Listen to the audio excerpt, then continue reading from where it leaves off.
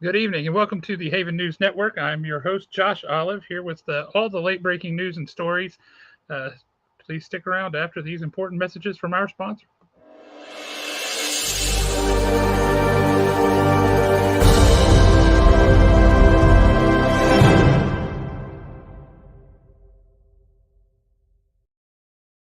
And we're back. Glad to be here. It's Thursday night, which means it's time for us to talk some comics, talk about what's going on. The Ringo Awards were just announced, so we're going to talk some about the Ringo Awards. We're going to talk about a whole lot of things, but one of those things, the Ringo Awards, is about like anything else, like the Tonys, the Oscars, whatever. It's awards that are given out to professionals in the field of comics. But the only people that can vote on it are other professionals in the field of comics. So it's like the Academy Awards. If they had a category for best YouTube show host, I would have nominated the one, the only Alan Ringo.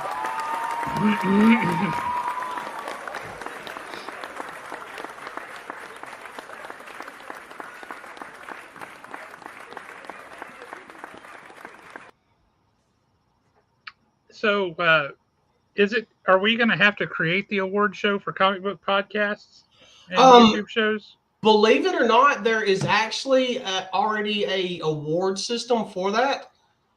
It's Well, they haven't called us, so they must not be very good. I like the way that they do it. It's like comic book community. I'll have to look it up right quick. I'll look it up here in a second. But basically, you're nominated by your peers, and they have various categories, and the categories are literally like channels that have like 100 to 500 subs, like 1,000 to so many, like best unboxing videos. Believe it or not, that award show is out there. I know that Mark over at Legion of Comics, he's been nominated. I think Mark even won one of them last year. Um, I nominate our boys Two Brothers every year. I don't know if they're ever going to win anything. Um, so yeah, believe it or not, that one's already out there. I stand by my previous statement. Yep, they have not contacted us yet, but that's okay. That's okay. Hey, we're on a slow build. We're going to get there soon. There'll be things like this will be how the sentence goes. Comic Tom, comics with Bueller, shop talk. We'll get there. I, that's all I can ask for. You know what? I did not realize that comics with Bueller had the following that he had. Oh, he's got a ton. Dude, he is massive. I watched some of his stuff. He's really good. Yeah, he's loaded for bear. Uh huh. So what have you For got going anybody on? who hasn't been checking them out, if you're not checking out the shorts that Alan posts on our YouTube channel every day, you are missing out. If nothing else, you are missing out on some pretty awesome song choices. Because invariably, he digs up stuff. You're like, I never heard this song before, but it couldn't be any more perfect. It's amazing. The one that you pulled for the Thor statue, that kind of Ragnarok, Oh yeah. that kind of metal stuff. That was awesome. There is and I cannot believe I found this, but there's a band, it's called State of Mind, and they do a lot of covers, and they've done some amazing covers. But for whatever reason, they did a cover of a Katy Perry song called Rise. And that is actually the song that I used for the Captain America one where I'm going around the table, and it fit perfectly. That is fantastic. My favorite one, my two favorite ones though, is I can't believe I found the song for Robin Hood for that one toy. Oh, absolutely. And then I know that there's a lot of people that won't get it, but if you watch the one that I released earlier this week, it's World's Finest Teen Titans. That is the song from Teen Titans Go by the band BER. And we have, Deep my daughter and cuts. I have watched those two episodes, The Night Begins to Shine, because they did like a part one, then like a year or two later they did a part two. We have watched that one episode over and over and over again. That sounds So about right. yeah, we have laughed because the entire episode is like a a retro 80s, like you see the neon, kind of like heavy metal looking type characters, from Heavy Metal Magazine. Right. Oh, it's so good. And I was like, when I found that song, I'd been waiting for the right one to actually use it for. And then when Teen Titans World's Finest come out, I was like, yeah, I've got that one. I don't know if that's true or not, Nick. We might have to do a blood test. Now, Nick, look, I don't know what happened to it, but see. It disappears when you pop comments on the screen. Okay, look at what my little title is. Look at what my little title is. Nick Ellis. Look, everybody needs to say a prayer for Nick Ellis tonight and one tomorrow, because he is on a mission from the comic gods. That's true. He is delivering something very special and near and dear to his brother in Atlanta. He is doing it on my behalf. And mine. And Josh's behalf. So look, some serious books I'm sending with that man. And look, the book I'm sending is not that serious, but it's serious to me. It's a plenty serious book. Nick, you brought it up. Have you been watching Secret Invasion? What have you thought about it? So far, I've only seen the first episode. I've seen what the world my woes with Disney Plus at my house continue. Really? Yeah. I have watched the first 3 episodes. I think he means driving. Driving. Gotcha.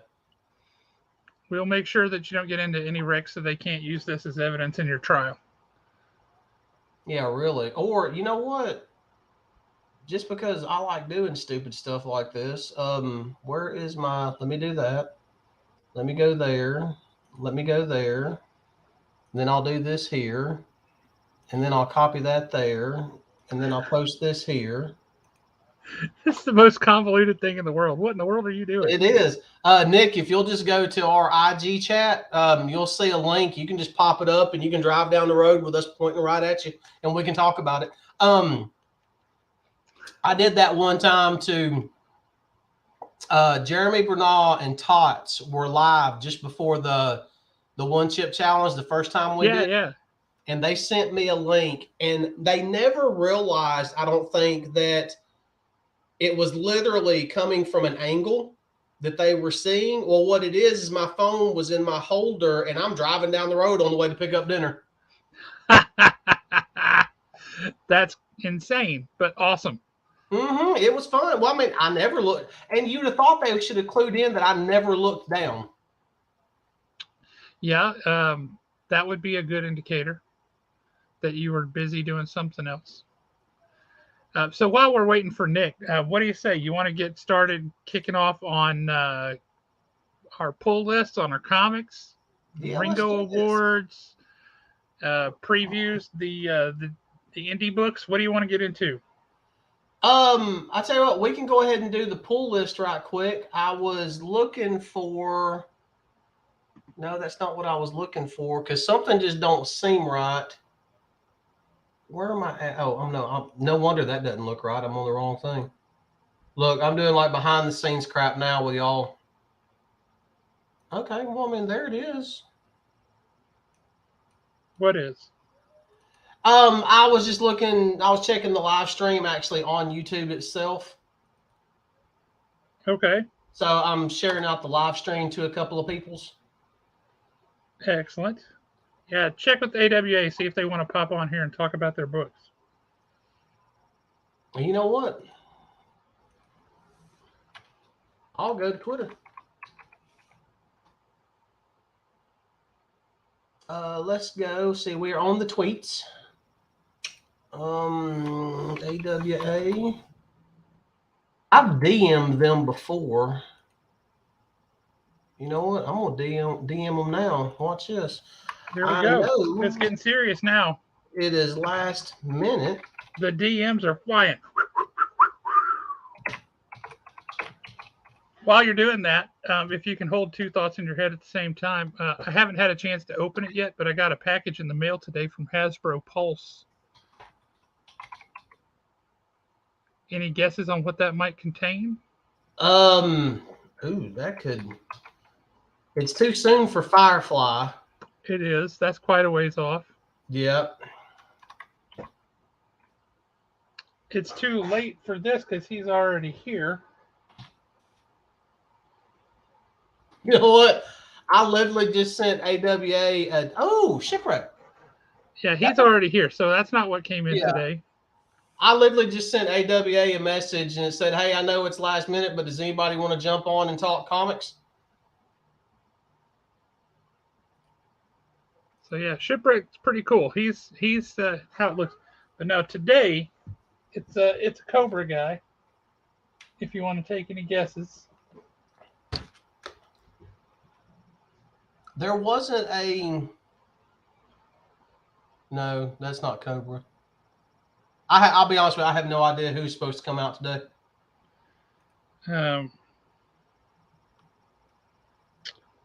Well,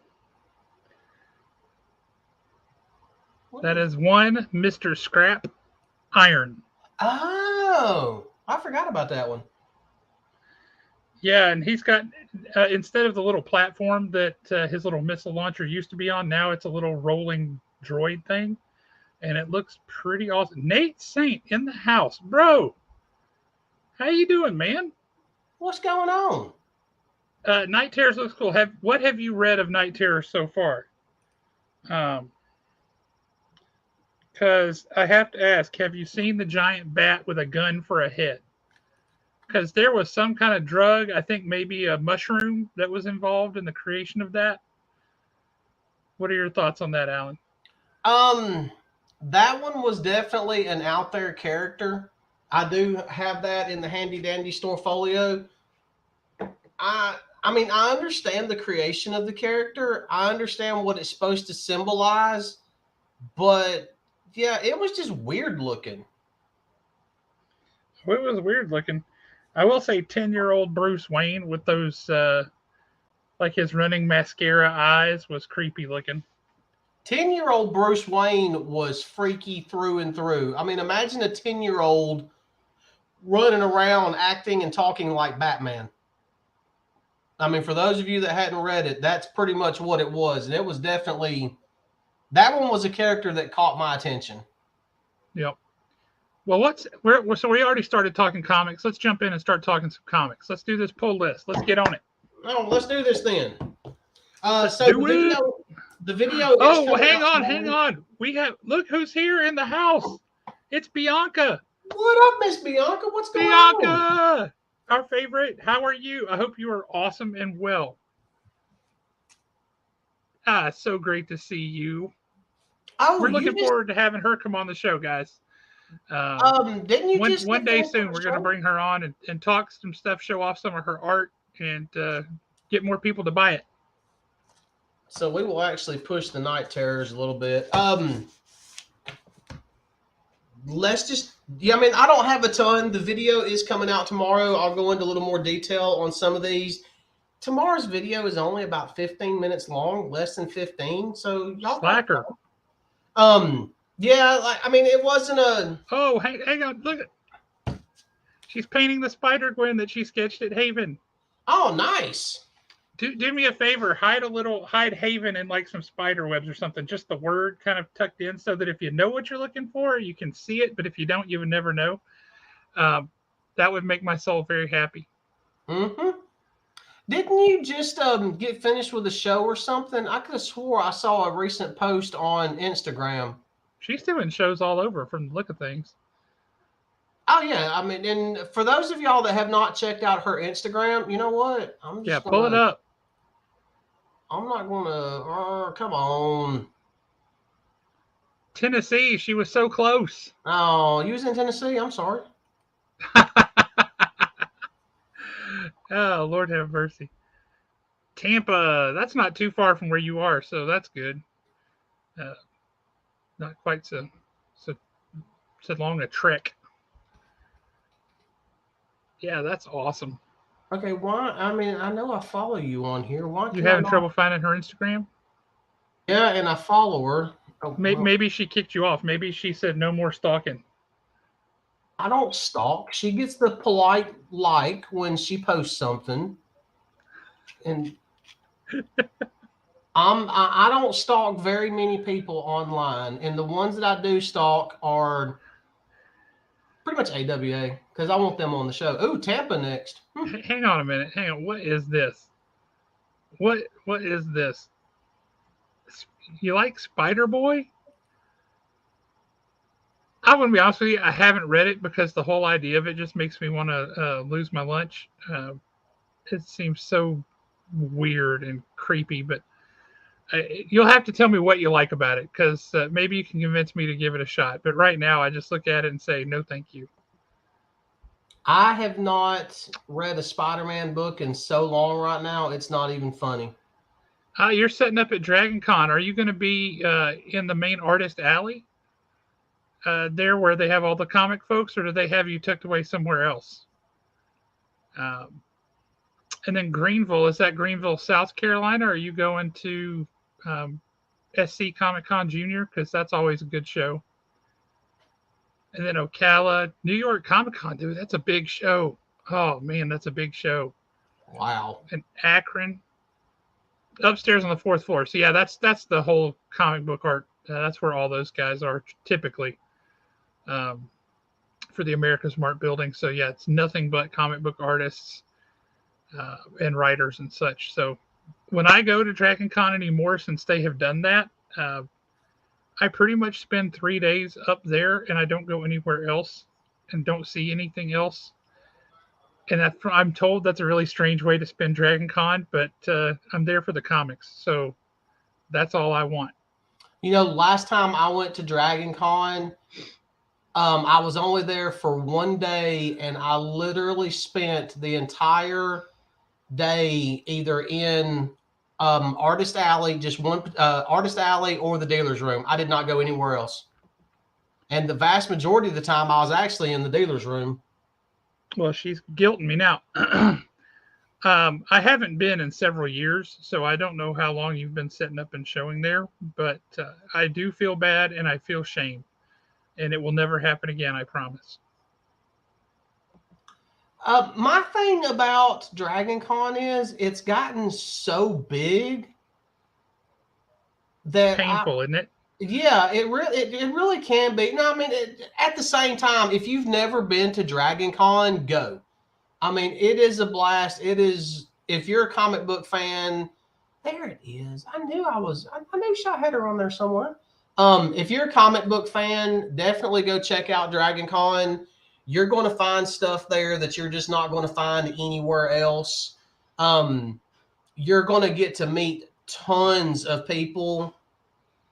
And right now, what I am posting is the link to Miss Bianca's Instagram page, and everybody can go check out her art and follow her and stalk her. And no, just follow. Be polite. Y'all can stalk her art, just don't stalk her. Well, that's fair. You can become a patron of her art and buy tons and tons of it. I'm sure she would not mind that. Yep. And got some really cool stuff on here. Is that your cat that just decided to curl up and sleep on the art page? I mean, that is important news, Nate. You're not wrong.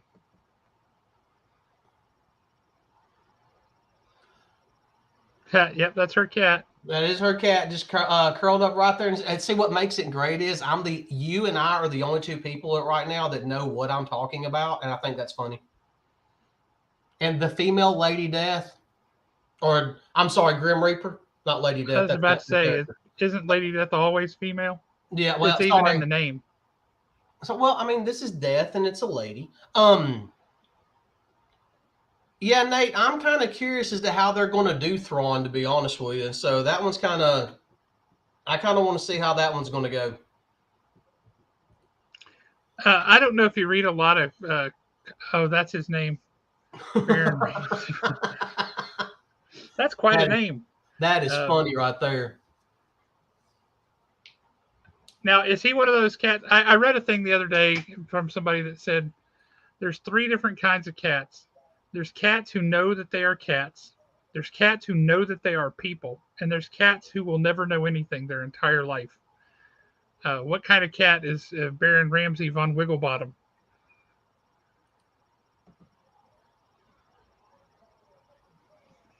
Now, I don't know if you're reading any comics right now, Bianca, but I'm going to switch us here on the big picture, small picture for a sec. This one right here, we're going to talk about it later, but this is a new one from IDW. It's your kind of typical fantasy sort of thing for the most part, but it's really beautifully done. If you're a fan of fantasy stuff, this might be a good pickup for you. He's cut out for world domination, so he knows he's a cat. Got it. I think well, let's go ahead and knock these out right quick. Let's do it. So right off the bat, we have Dawn of DC Action Comics 1056. This has actually come out a couple of weeks ago. I just now kind of got around to being able to read it. The art in the first story is absolutely fantastic. They did wrap up what's going on with Cyborg Superman, Metallo's sister. Really good read, really solid read. The second story is Jonathan Kent is still I would say 12, 13 years old, somewhere right around there. He's been kidnapped. He's on a different planet. Superman's going in to get him. That one's been really good. And I'm never really a big fan of like the secondary stories and the backup stories, but that one was really good. The third story in here was another story on Steel and Steelworks. I was never really big on that character from the very beginning. I not trying to bash the character because I know there's people out there that like him and everything, but to me, he always kind of seemed like a mashup between Thor and Iron Man. That was literally my first impression of that character, and I just never could really get behind that character after that.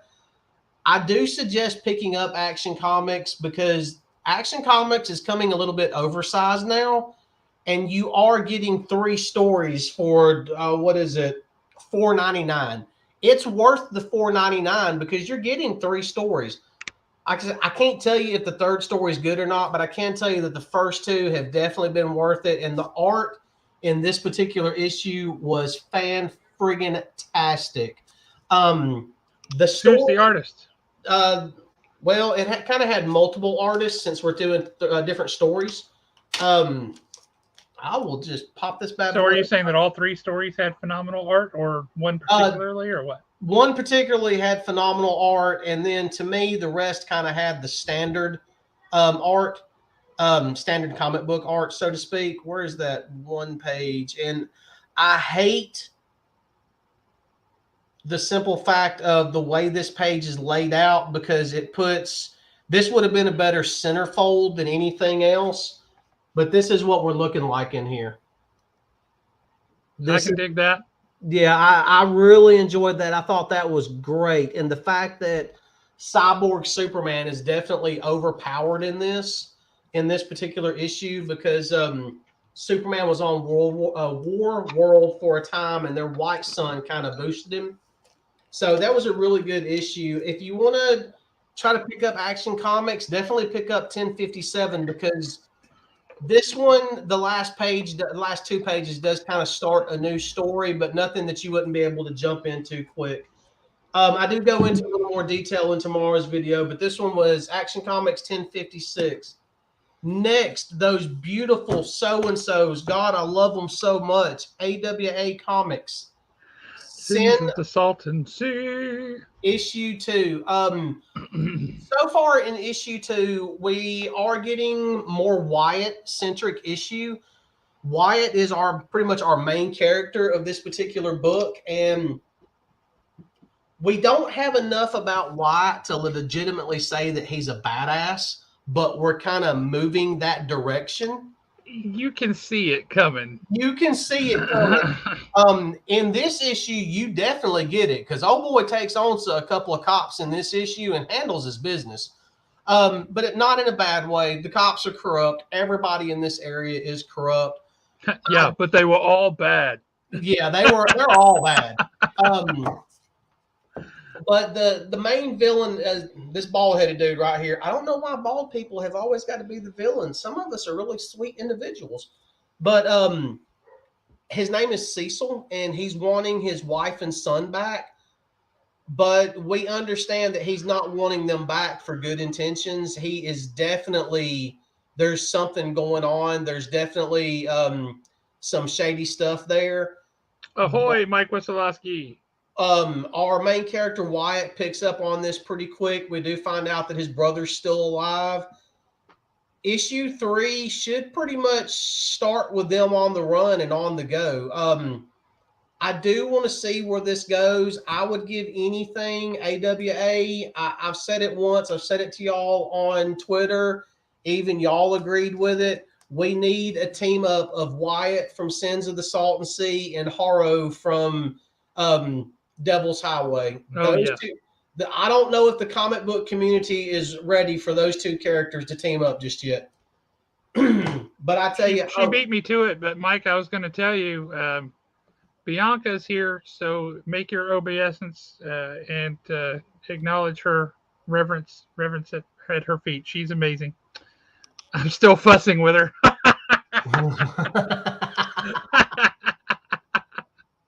Oh, that's fantastic.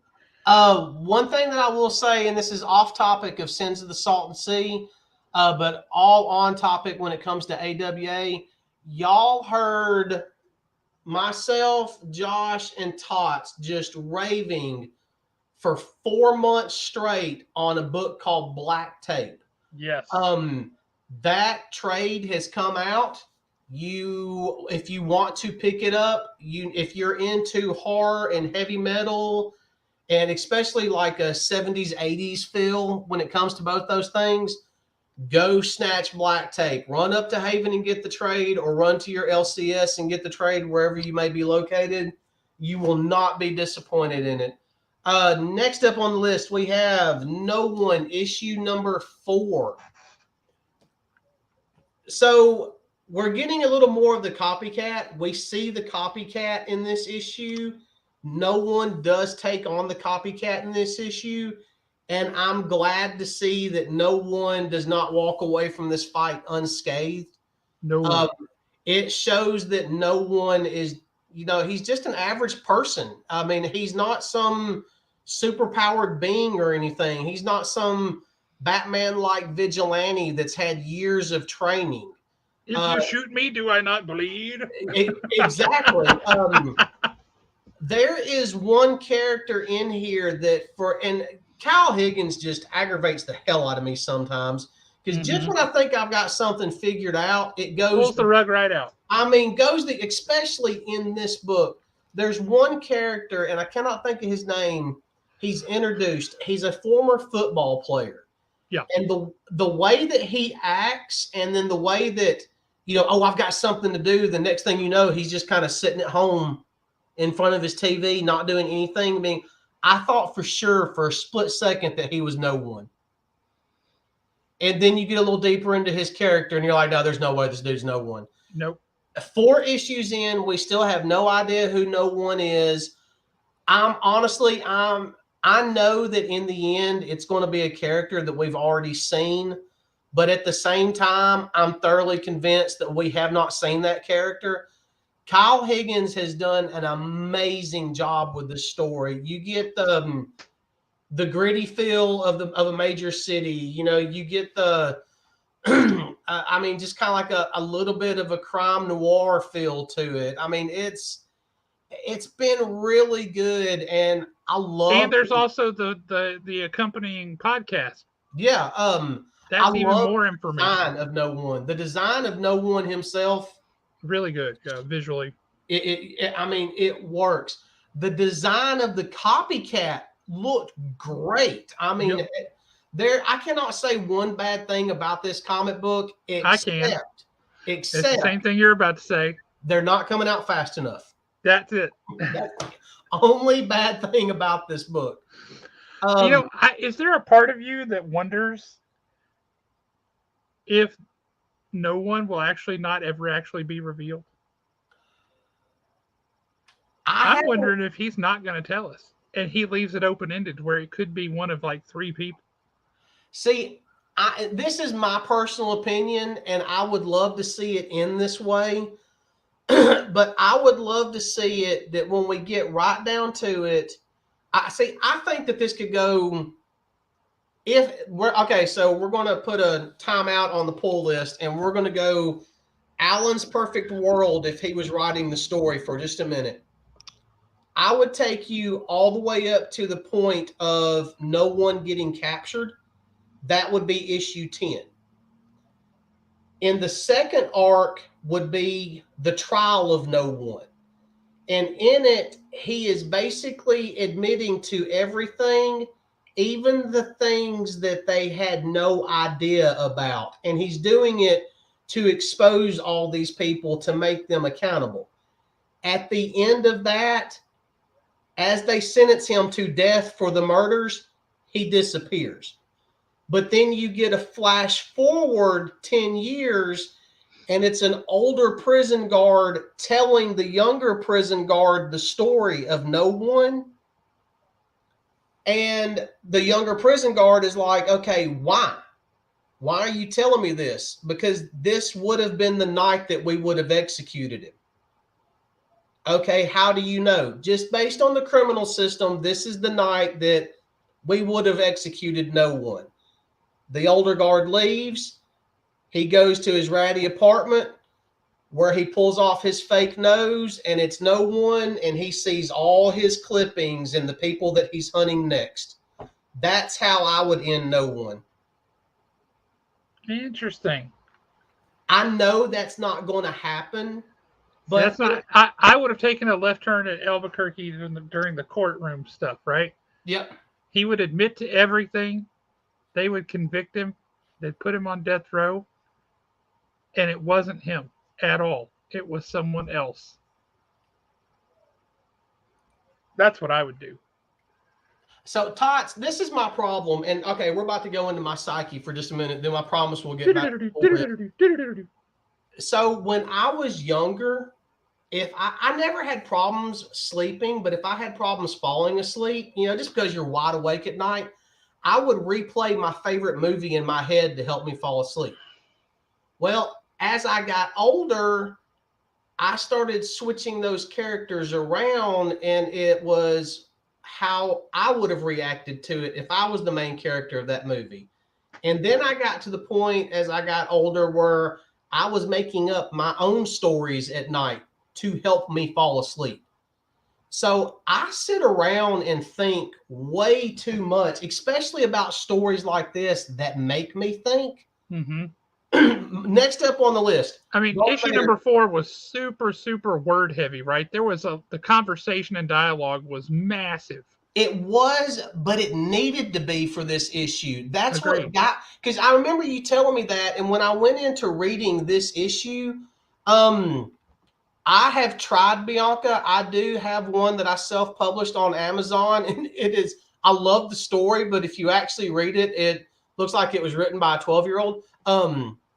It's called Daddy versus the Dark. I wanted to do it one time. I do have tons of stories that I work on a lot, but I don't know. Maybe it's just for me. Maybe one day I'll write an actual book. I hadn't got a clue yet. Maybe you should just write comics, and they need to have a collaborator who does the artistic stuff. Okay, so then that leads to something else. We're so far getting sidetracked. But back to something Tots was talking about. Issue 36 of Darth Vader does not make me think. It is what it is. It's just good, mindless fun as far as I'm concerned. A book like No One makes me think, and when I start thinking, that's when it just all starts happening. No, there is no my bad. I mean, I've literally got one at home that I have written in my head, and I'm absolutely terrified to put it all on paper. And the reason being is I have put so much thought into it. It's almost become personal. It's really weird.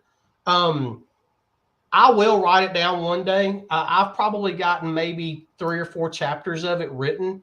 My thing is, if I do write, it would be like ebooks. I would love to write a comic book.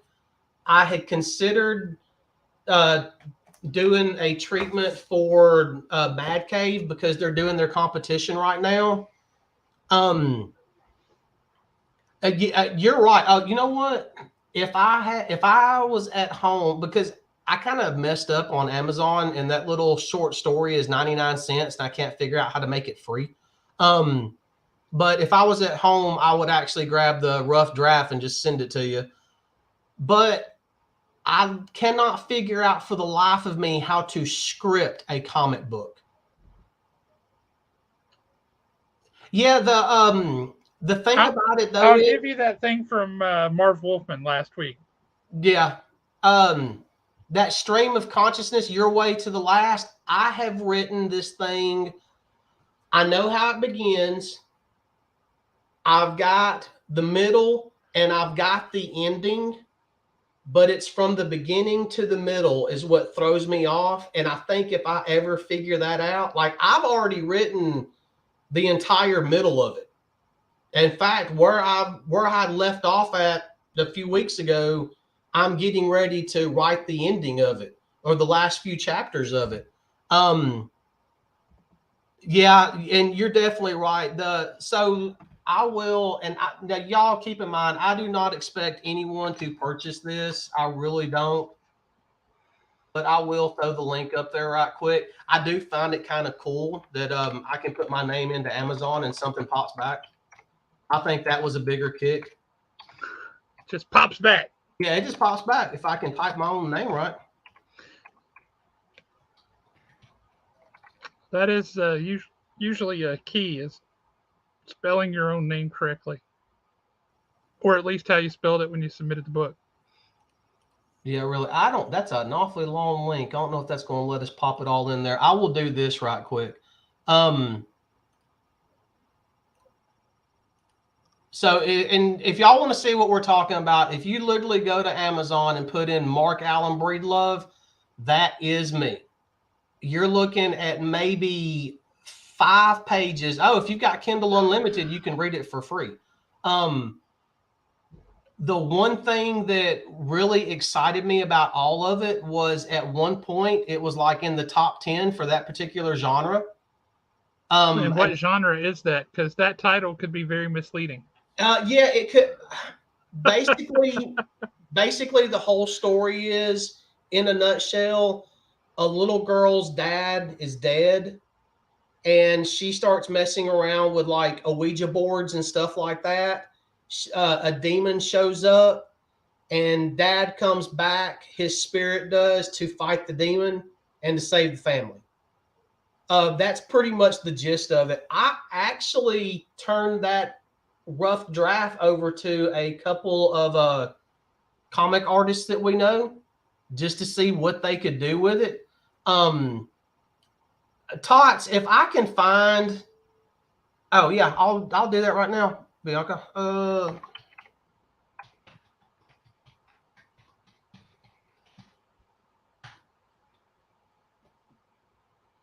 There we go.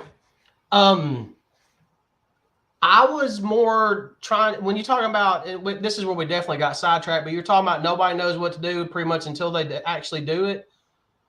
I literally typed all that up. One big thing that a lot of people don't know about me is I absolutely hate Apple and I hate Microsoft. I do not like Windows. I'm a Linux user. So I have a different version of Office that I use called LibreOffice. Josh is shaking his head. Generally, when somebody shakes their head in our field, they know exactly what they're talking about, and they know how weird us Linux users actually You Linux people are some wackadoo folks. Yes. Yeah. We really are, but we love what we do. You're all like, I don't like to drive Ford or Chevy or Honda. I like to build my own car. Exactly. Like, well, good on you, but who has time for that? But I literally, the way that came about was I was telling myself a story one night to fall asleep. And 9 times out of 10, when I do that, the story doesn't stick with me. And the next morning I woke up and I was like, well, that was cool as shit. Let's see if I can figure this out. So I literally did voice to text all the way to work, telling myself the story again, emailed it to myself, copied and pasted it out of email into a text file, started rewording the stuff. And next thing I know, I was creating a Kindle Direct Publishing account. Because they're free accounts. Anybody can do it. And I slapped it on there. set a release for it, set it for free for like 5 days because I was just trying to figure out the whole interface, never realizing that after 5 days it was going to go to 99 cents. And next thing I know, I want to say at one point it was like 75 or 85 downloads, which blew me away because it's like a 5-page short story. I mean, you'll be done reading it within 7 minutes. And I mean, I was so shocked that I had actually done that. And then when I went back through and read it and read, saw all of my mistakes, the punctuation, I should have done this here and that there, not story mistakes, actual grammar mistakes. I was embarrassed as hell for like a week. I was like, come on. Anytime you need somebody to proof things or do some editing, shoot it my way. That's one of the things I do. Well, I've actually, and if I will complete this one day, and I will definitely send it to you. Like I said, my problem is the story has gotten extremely personal because I've thought about it for so long. Shut up, Tots.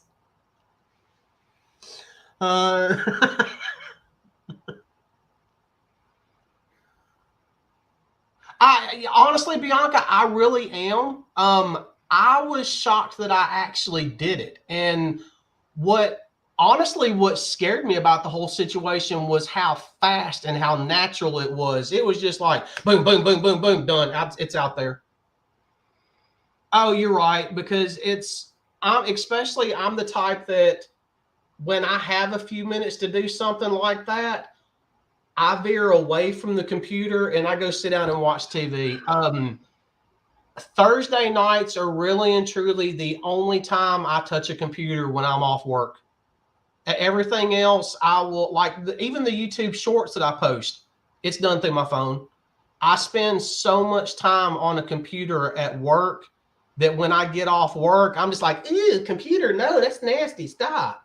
That's nasty. I mean, I walk in the door, my wife will be like, internet's not working. Like, well, I guess you need to call tech support. And I just go the opposite direction.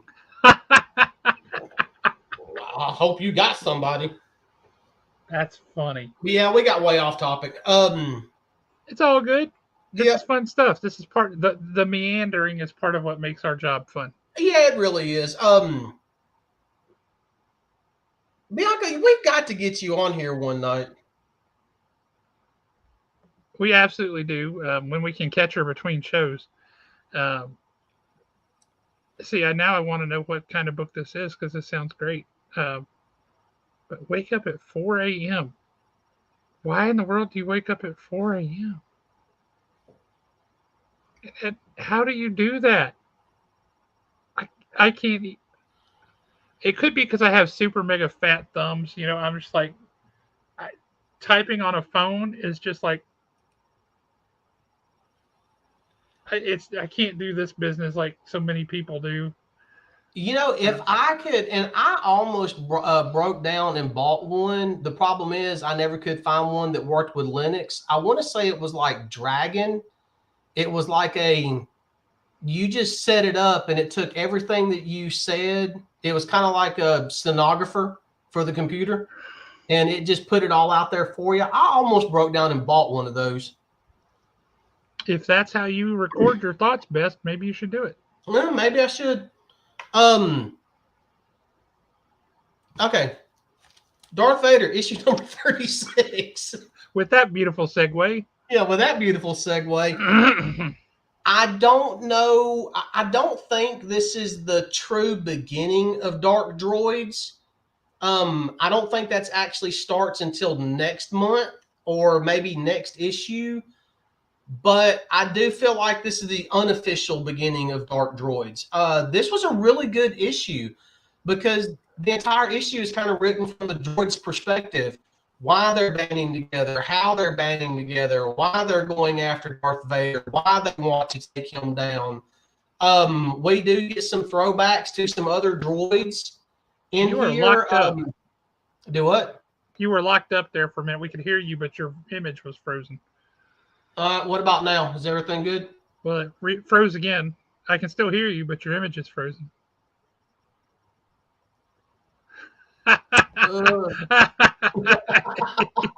You're not wrong about that.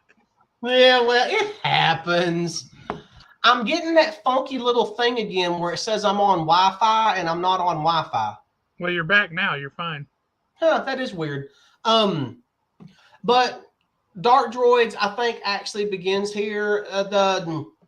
Unofficially, it's another good story. If you got Vader on your pull list, basically what it is the droids that he has killed and droids that he has wronged are pretty much banding together and they're going after him. And they had a really cool thing that I thought was a nice little touch.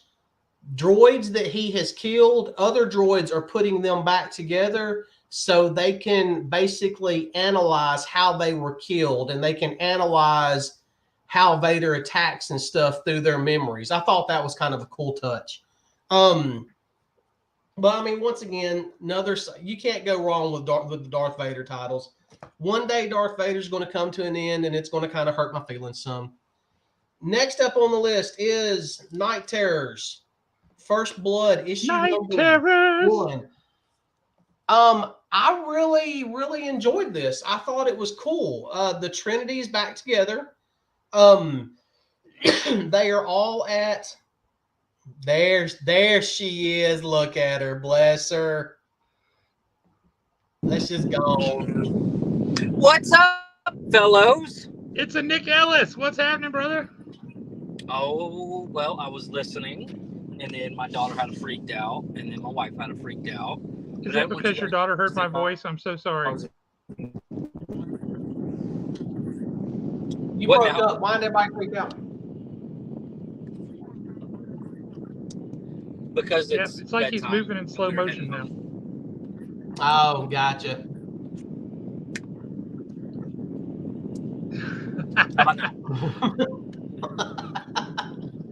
I was just coming on to make fun of Alan for his being frozen in slow motion, and here I am doing it worse. That's a good point. Mike, I'm going to tell you, Alan and I came down on different sides of the camp on Night Terrors. I didn't care for it at all. I read that first issue and I thought, what in the world did I just read? And why are they interrupting Dawn of DC for this? I did like it, but I'm also a horror fan. I kind of like the way that it, depending on how you read it, it does have a little bit of a Nightmare on Elm Street feel to it. Not all the crappy sequels, but the original. In the fact of what's real and what's fake, or what's real and what's a dream. They even make a comment that, Nick, is your daughter still with you? No. Okay. They make a comment of a dead body that they see is actually a nightmare construct. So I do like how the worlds are merging. They are Insomnia, who is our villain, is looking for what's called the Nightmare Stone. And all he knows is that when Dr. Destiny had the Nightmare Stone, he actually hid the nightmare in one of his enemy's dreams. And the only way to find the Nightmare Stone is to basically invade the dreams of all the DC heroes and start trying to find them. So the art... Well, it's not just heroes, though. Yeah, it's not just heroes. I mean, Joker has got a Night Terrors book where he's just working at a regular 9-to-5 job. Yeah, I don't know if I'm going to pick that one up, to be honest with you. So they really... That's the one that sounds the most interesting to me out of all of them. Do what, Nick? I said, are they really going with Insomnia as the villain for something called Nightmare? Night Terrors? Yes. Insomnia is the name of the villain. Terror.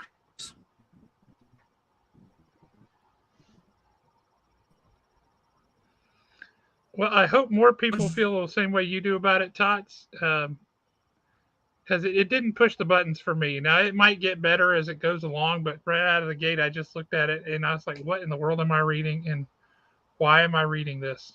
I mean, I liked it. I liked Deadman in it. I liked the fact that Deadman and in this particular issue, Deadman and Batman, Deadman does possess Batman, so he can kind of say, hey, this is what's going on. and it makes Batman mad. So you see basically Batman's body like contorting and everything else and acting all freaky. And it's basically Bruce is fighting Deadman to regain control of his own body. It was the little things like that. I loved this cover for some reason. I don't know why. I thought the cover was great. But that actually leads right into Batman Night Terrors Batman issue number 1.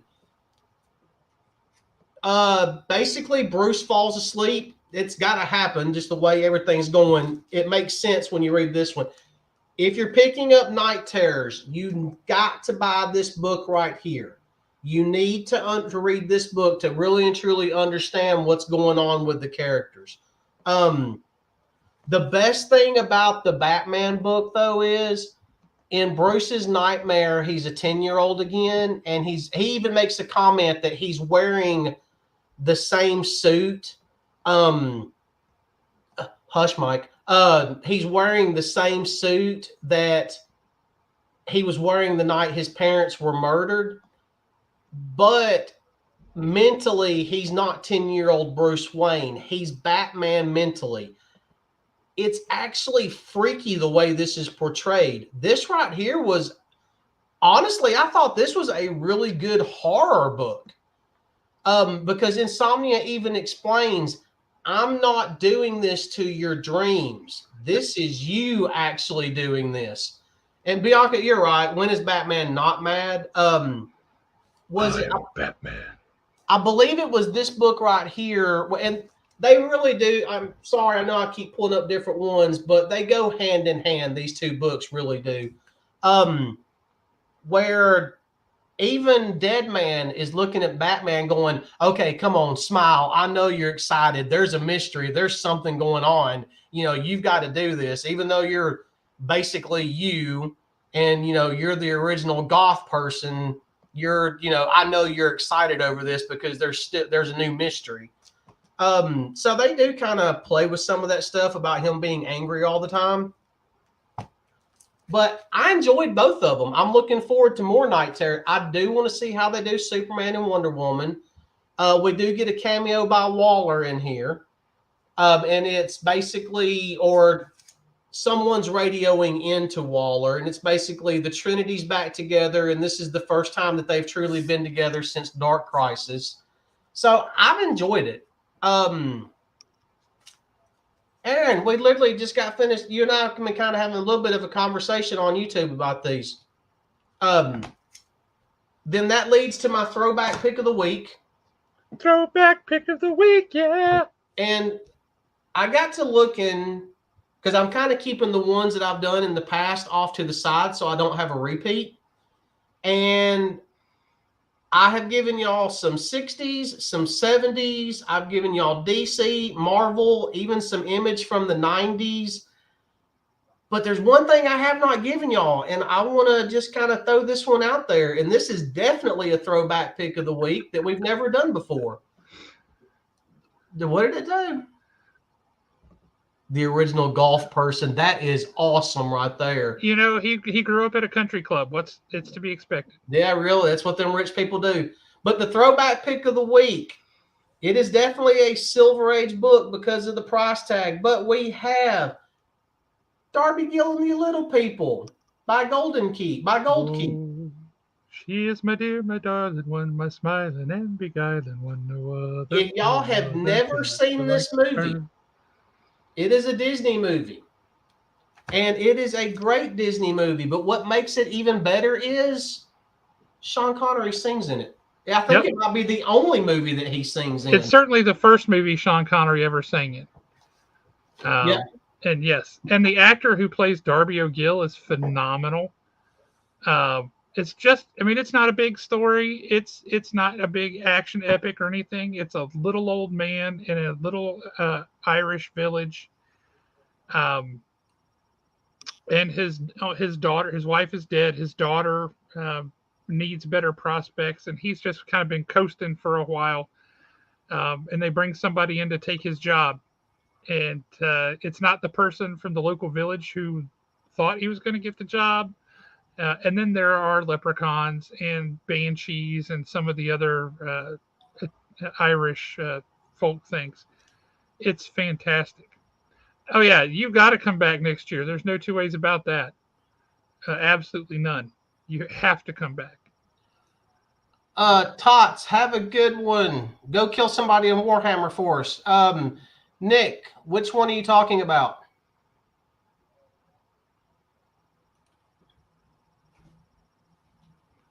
Yeah, we don't know yet.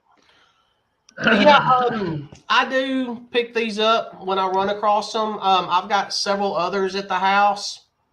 No. Yeah, no, Bianca, no. You're welcome back anytime. If Nathan comes, that's great. If Nathan doesn't come, you're still coming. Nothing hinges on anybody else. We'll just set you up like right next to the Haven booth, and then I won't have to walk everybody over there to your booth to show them your art. I can just say right here. Bianca, just tell Nathan I've already signed off on it, and y'all are good to go. Actually, if I recall correctly, Jeremy's exact words last year was, "Yes, you guys can come back every year." He was thrilled to have y'all, and yes, absolutely, that's a must happen. All right, Nick said it's the Doom that came to Gotham. I will have to check that one out. I hadn't seen that. Rob up at the shop, who works up there on Saturdays, he and I were talking about it Saturday, and he said the same thing. He said it's really, really good. All right, I will have to check that one out. All right, so now it's my turn to talk about some comics. Let's do it. I gotta talk some comics. I talked about this one a little bit earlier, so I'm not going to belabor it. This one's out this week, The Hunger and the Dusk from IDW. It is honestly, from the stuff that I read about it before it came out, I didn't think I was going to care for it very much. But they've been pushing it really hard, like they believe in it. So I said, at bare minimum, I'm going to read it and see what they're talking about. I was very happy with this book. If you like fantasy, if you're a fan of the fantasy genre at all, this is really, really good. It's essentially the story of two different kingdoms. There's a human kingdom and there's an orc kingdom. Shockingly, they do not get along, but they have to join forces to fight something that terrifies them both.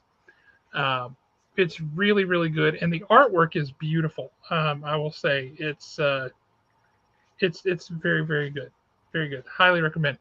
Another book that's fresh out this week. I really need Tots and Alan to read this one and give me their thoughts. Antarctica. I have not even heard about that one. What's that about? Yeah, Aaron, we have copies on the wall at the shop. Also, while I'm thinking about it, Aaron, I have to tell you, I've got volumes 1 through 10, which is all that currently exists, of Witch Hat Atelier, the manga that you were talking about with Kaylisa a couple of weeks ago. I just got notification that it is shipping, and it should be here either tomorrow or early next week. So you've got 10 volumes of a brand new series that looks absolutely gorgeous to read. But anyway, back to Antarctica. Antarctica, I'm not sure what it is, if I'm 100% honest. It's setting up something, and it's interesting. There's a young girl whose dad always like, okay, he would go to work, I'll see you, I'll come home. And then one day he never came home. And she ends up growing up on the streets, really. She's homeless, but she's super smart. And when she can be bothered to do things, she takes care of herself. There's a guy who helps her out. And then something happens to him. And she decides that he would not have wanted her to just waste her life. So she's going to do something and make something of herself. And she's decided she's going to go look for her dad. So the last time that he left the house and never came back, he went to Antarctica for some kind of project that he was working. And so she learns how to become a mechanic of some sort. and she goes down to Antarctica. So that's the setup for this whole story. That's where this issue is going. And what happens at the end is where it gets freaky weird. And suddenly I think we're in a sci-fi book and not a mystery book. Something is broken. She goes to fix it. And where there was supposed to be one station, there are two. And the next thing you know, you see her talking to herself. She's standing there looking at herself, talking to herself. It's bizarre. So she's either insane or this is a sci-fi book. There's some kind of space-time continuum, multiple parallel worlds, something. I don't know what it is. But it was, she's an interesting character, very sympathetic. The setup for her is really interesting. And then when you get to the end, you just wonder what is going on here. So I really want to read the next issue to find out, because it ended just like a good comic book does with, you can't end here, but it did. So that's I'm definitely going to read that. This one, I got to tell you guys, if you're reading Moon Knight, you're going to get this in your box anyway. If you're not reading Moon Knight, shame on you, because it's excellent. I want you to look at how thick Moon Knight number 25 is. Here is a standard comic. Here is Moon Knight 25. Nice.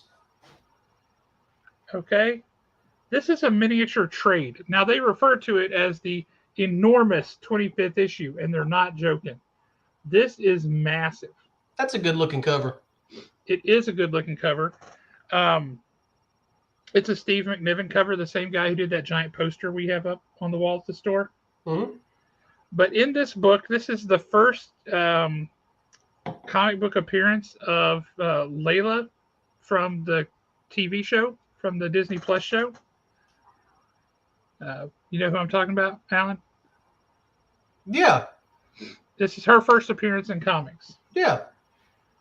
And this is mostly told, it kind of jumps around a little bit, but this issue is mostly told through flashbacks and what's going on. But you see him during his mercenary days in Africa, and they are working together. Now, is she like a former lover or something in the book, or how did that? They didn't go into that detail here, but I think they might. Okay. And then this is a limited series,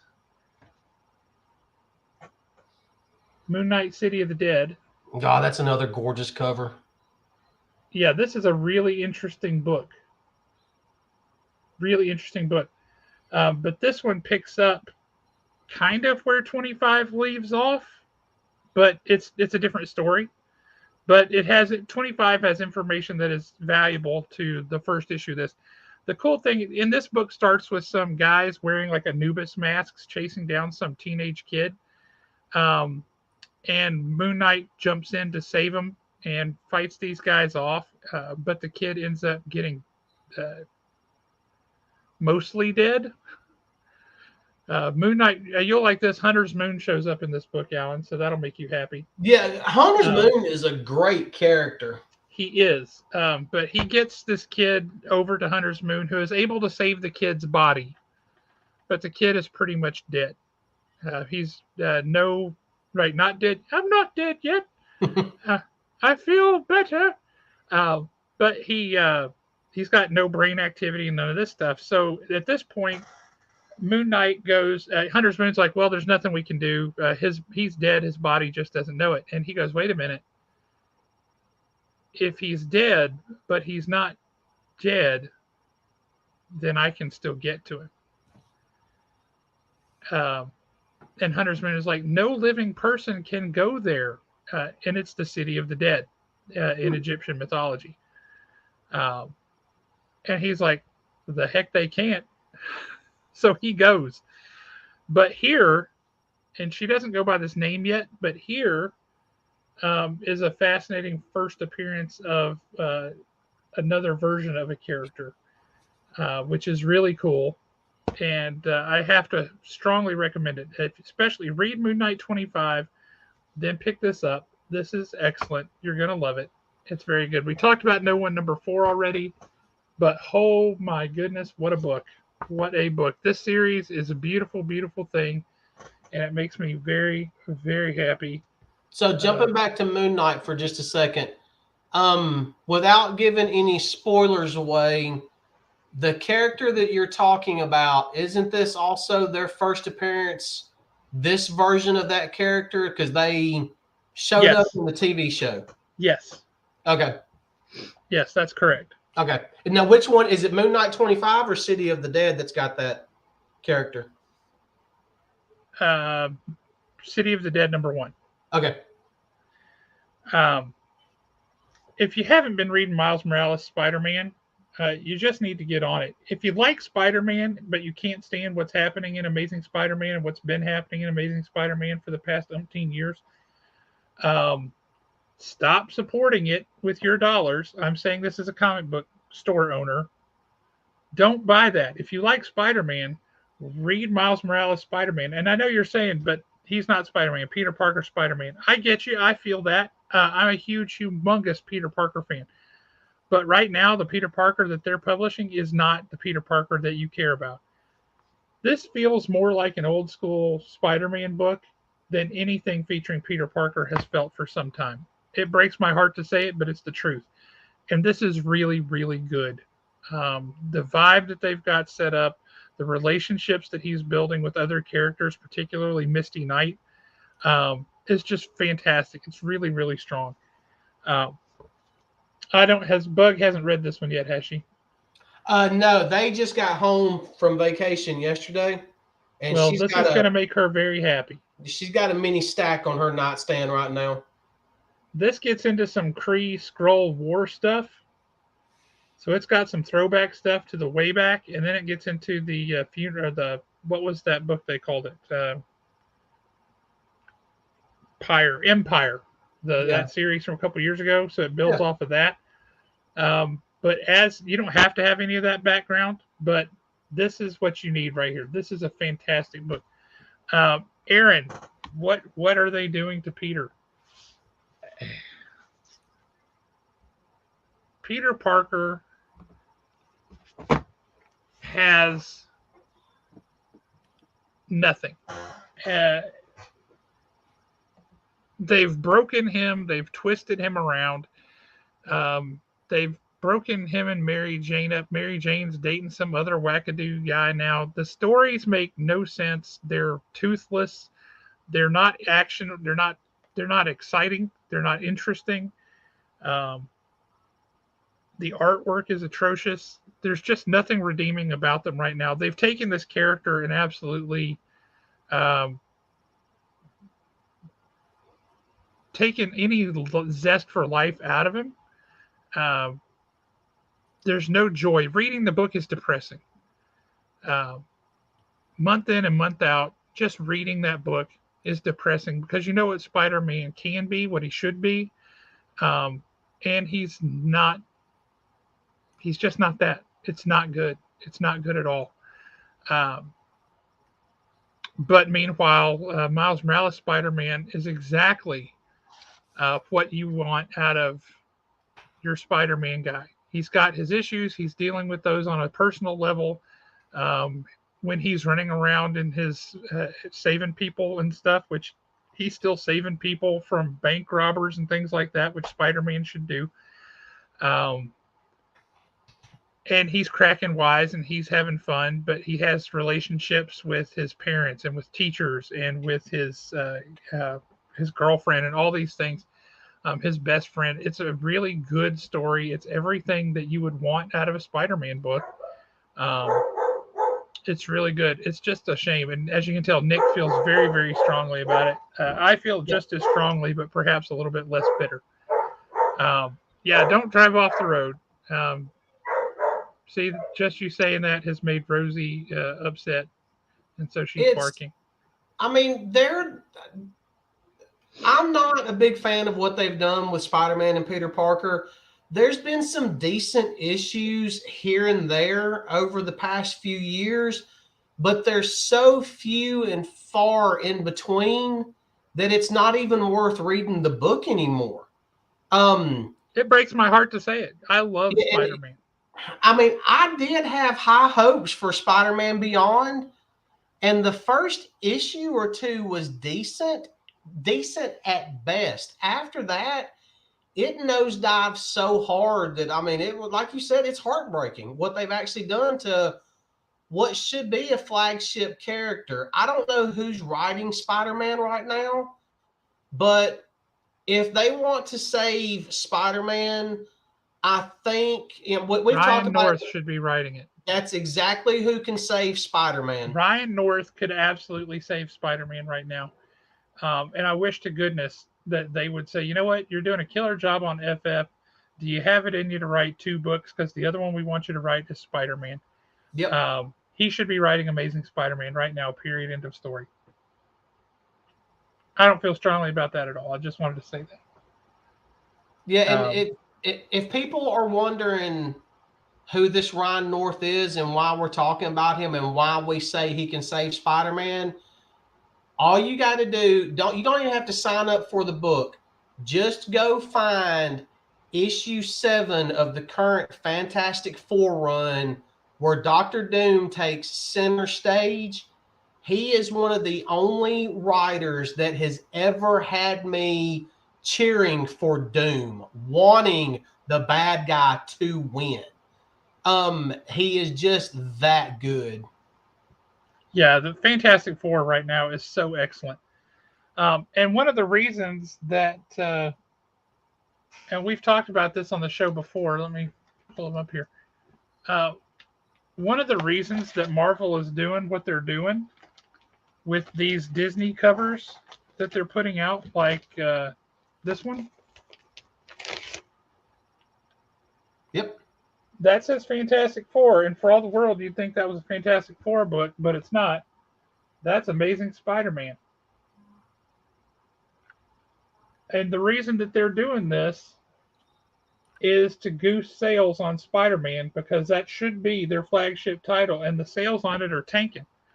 And so and this is my 2 cents, right? I don't know this for a fact. I'm not reading their books. I'm not behind the wire with these guys. But this is artificially inflating the sales of Spider-Man. These covers. This cover.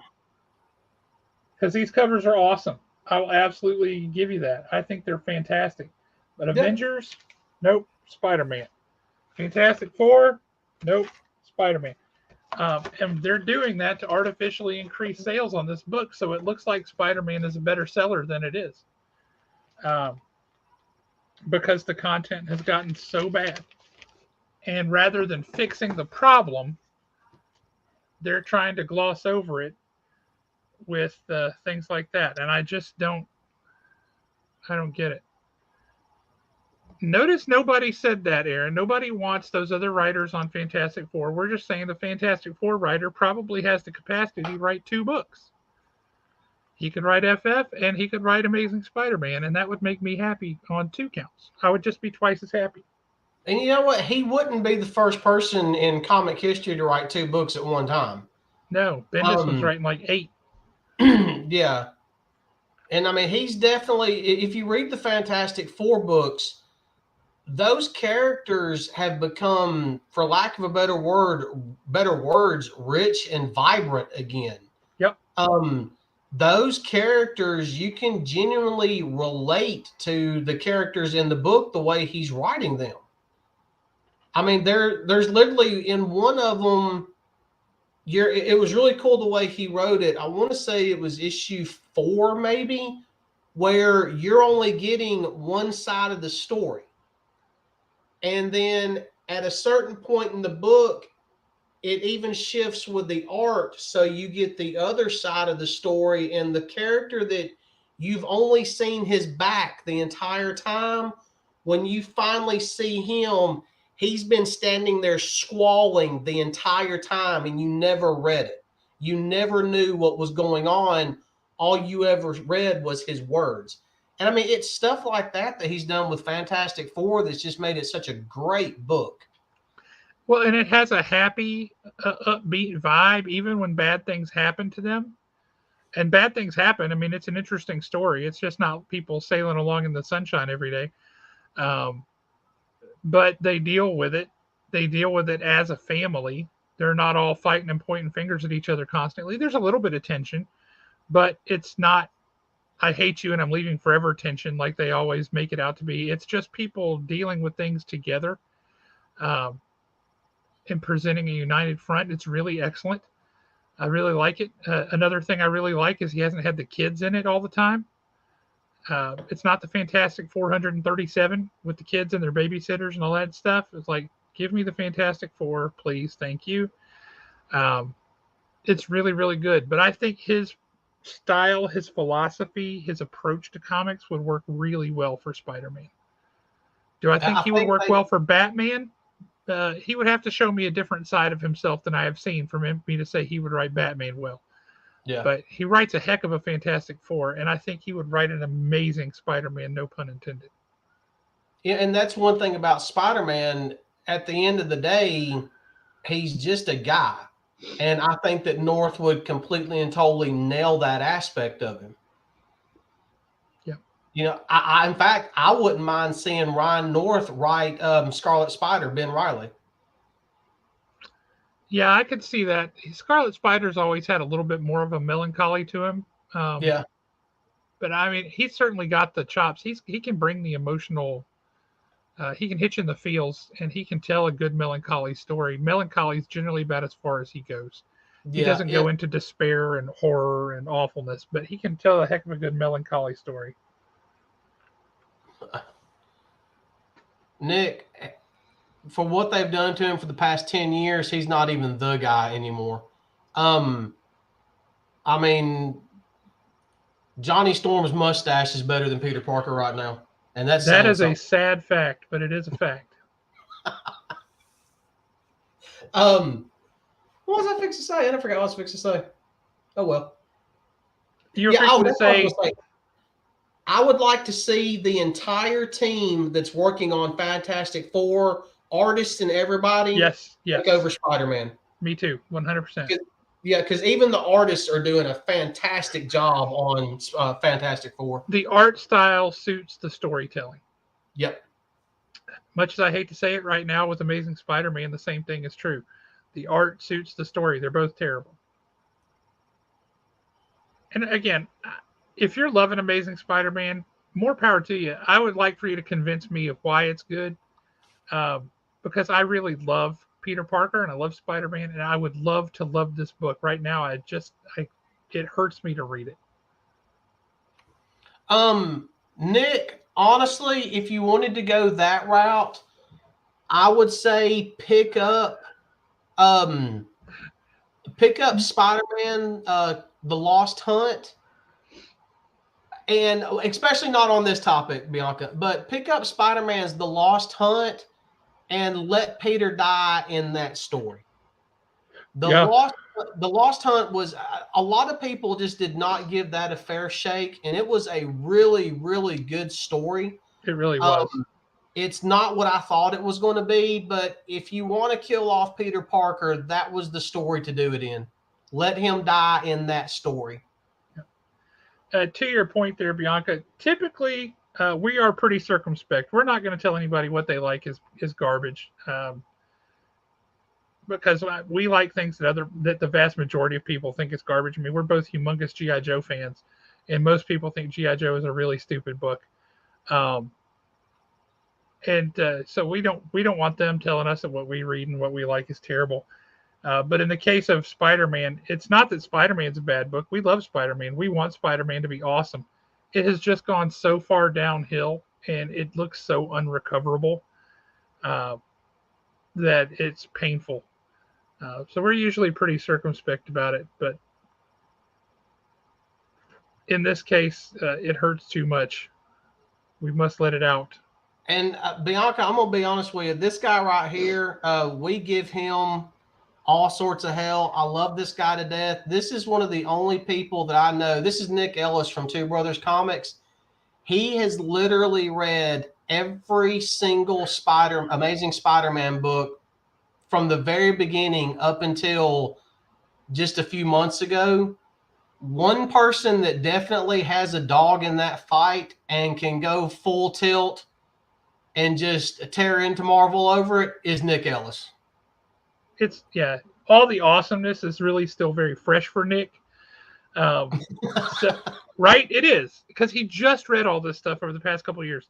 So the awesomeness of Spider-Man is still very fresh for Nick. So the fact that the character has taken such a dramatic turn, and the quality of that book has taken such a dramatic nosedive, that's even fresher to him. So there's no scars there yet. It's still an open wound, and you and I both have some scars. Yeah, to Nick, the Clone Saga was just Maximum Clonage was just a few months ago. To me, it's been years getting over that. 30 years almost. Yeah. Yeah, close to 30 years. Yeah, I know. I know. Don't say it. You had hair back then. Yeah. Hey, look, it's okay to think it, just don't say it out loud.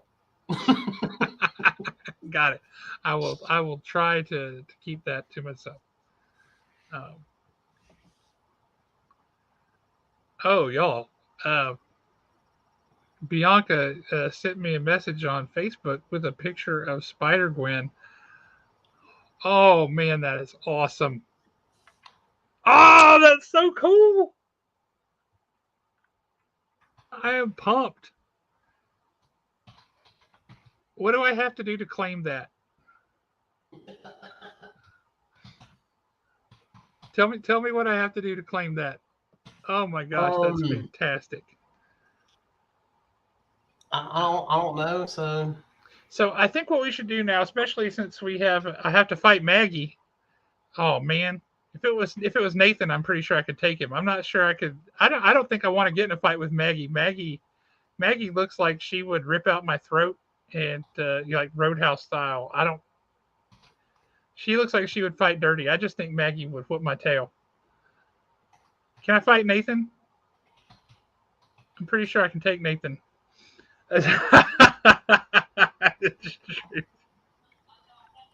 No, I think I'm going to have to back up Nathan on this one and not let you fight him for it, just for the simple fact that I promise you, at his booth, I bought a book. It was his Batgirl cover with like the torn suit and everything.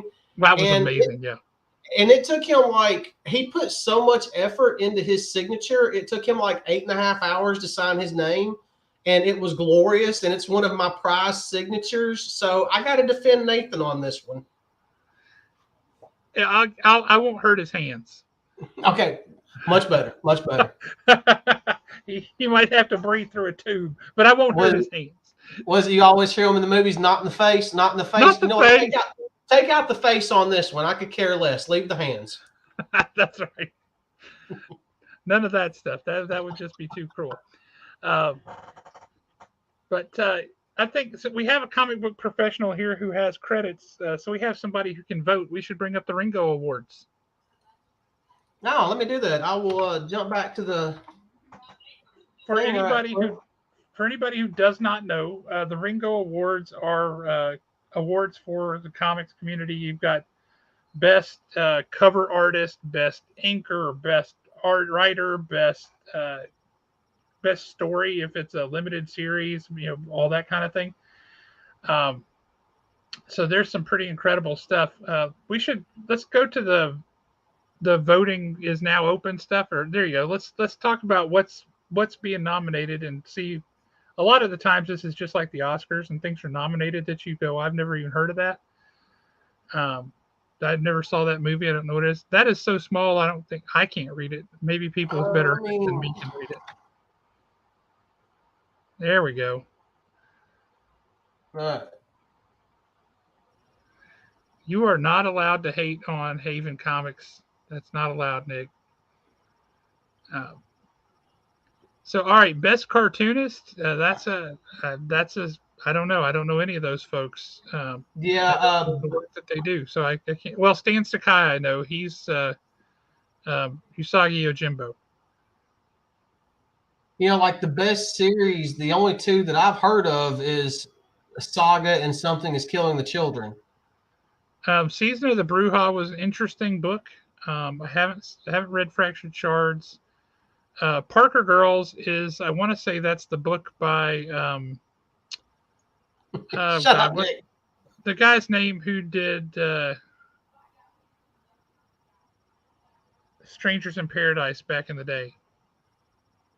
I remember the title, but I have no idea who did it. He's really good storyteller.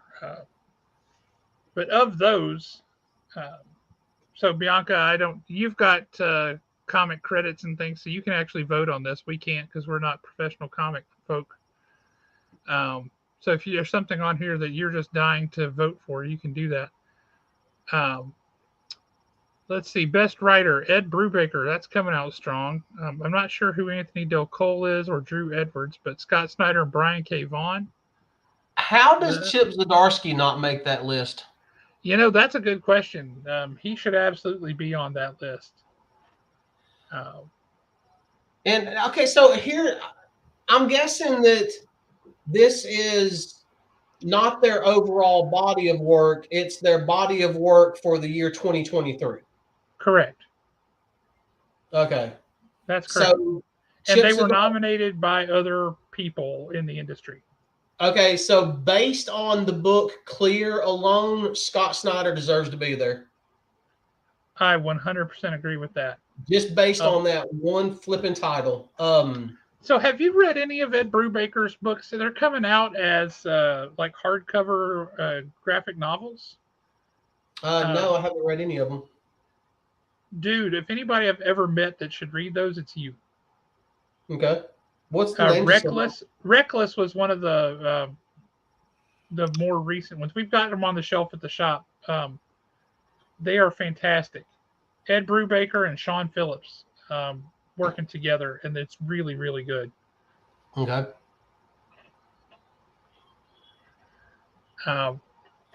Now, Nick, you haven't read Clear by Scott Snyder, so I don't want to hear it. Also, Brian K. Vaughan. What's wrong with Brian K. Vaughan? Brian K. Vaughan writes some great comics. Now, I'm not sure which stories this year, but Scott Snyder wrote Clear, and Clear was fan-freaking-tastic. Yeah, Clear is one of those where if someone would actually listen to me, the movie would already be in production. It should be. It should be. Best single issue or story. 88 Days of Hell. You scrolled up. There we go. One Ukrainian man's experience in the Russian infiltration. A Hunter's Tale. Finding Batman. Jonna and the Impossible Monsters. That was a kid's book. But okay, it doesn't say what issue number. That's weird. Yeah. Punisher #1. What? Punisher #1 is nominated for best single issue or story? Okay. I am confused.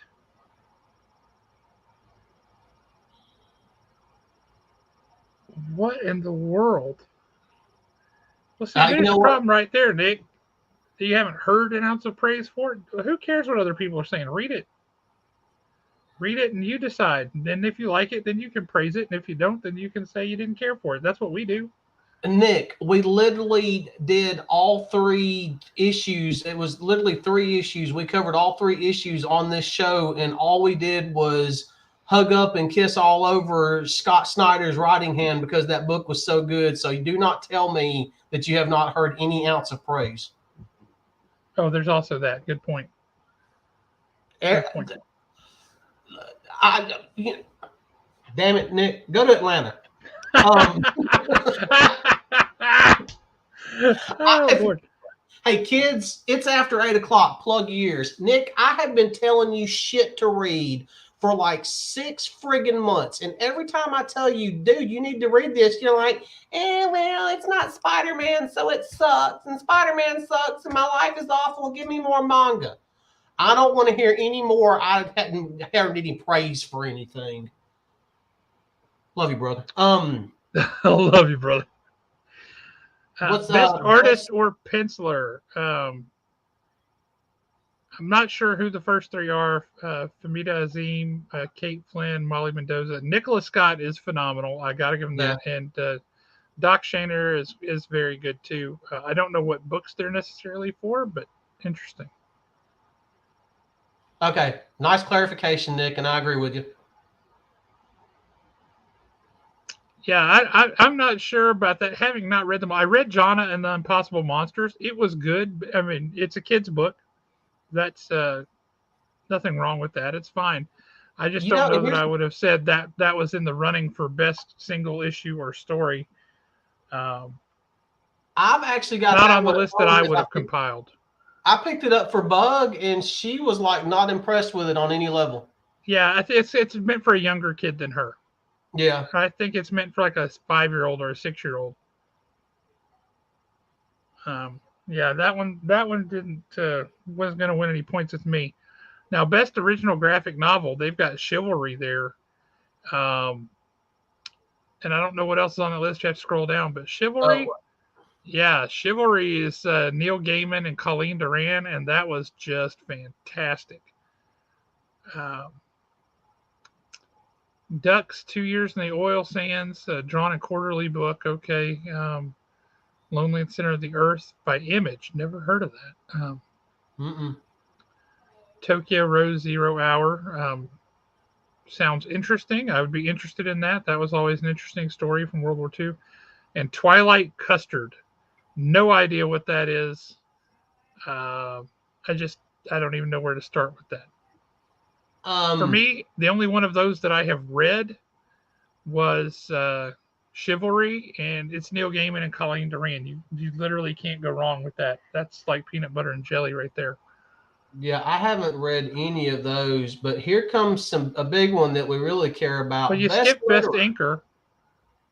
Oh, well. I mean, look at Best Inker. Some of these I don't recognize, but Scott Hanna, he's been inking Jim Lee forever. He shouldn't even count. Klaus Janson is awesome. Yeah. And Mark Morales is also awesome. So, yeah, that one at least is one where I know 3 of the 5, and I think they're very well deserving. So that's good. Twilight Custard sounds like a great dessert. It kind of does. I'll have the Twilight Custard, please. Thank you very much. It sounds like something that will be served at Be Our Guest. Exactly. Yes. And the dining room proudly presents your Twilight Custard. So here's the big one. This is the one we truly care about. There's 2 we truly care about, and this is one of them. Yes. Best letterer, and he's at the top of the list. Now, you could argue that's because they have the list in alphabetical order by last name, or you could argue that he's at the top of the list because he should be at the top of the list. None other than Mr. Justin Birch. Best letterer. We were trying to get Justin on tonight, but he's having technical difficulties at the house. Mainly, he's without power right now. I think they got a really bad storm going on up there. And one thing that I'm curious about is for like best letterer and things like that, we know it's for their body of work over 2023, but when we get down to something like this, is there one particular book that they were looking at? Or one particular series, like Breath of Shadows. Because, I mean, he's also worked on some Nottingham stuff and several other books throughout the years. Mm-hmm. So I'm kind of wondering if it was just one particular book or if it was just even when it comes to lettering, if it was the overall body of work. That's a good question, and I would love to have him on to ask him about it. But yeah, I see Stan Sakai's name on there, and as Nick pointed out, he does one book. You know what? He's been doing that one book since the 80s, and he does that one book staggeringly well. Usagi Yojimbo is a perpetual favorite. It always maintains good, strong reader numbers. It used to be at Dark Horse. It's been at a couple different publishers, most recently at IDW, and now it is at it's going back to Dark Horse. So congratulations to Stan Sakai for going back to Dark Horse, back to his roots with Usagi Yojimbo. May it continue to thrive. Yeah, I agree with you, Bianca. I'm kind of curious, though, if it goes back to this time last year. It probably does. Yeah. Best anthology. I do love my Mad Cave Studios, but I think Silver Coin should have this one hands down. Oh, hands down. Silver Coin was excellent. Yeah. Silver Coin was really good. There were a couple of issues of Silver Coin that I didn't care for, but it was because I just couldn't get into the actual story itself. But then there were other issues of Silver Coin that, almost had me checking underneath the bed before I went to bed at night. I mean, it was just that good. Yeah, that's fair. That's fair, but that's how anthologies are always going to be. There's always going to be one or two things in there that don't just jive with you. But best colorist, let's see who we got there. That's none of the colorists that I am following particularly. Jordi Belair is the one I know the best out of that, but none of them just terribly great. The next one, the best cover artist.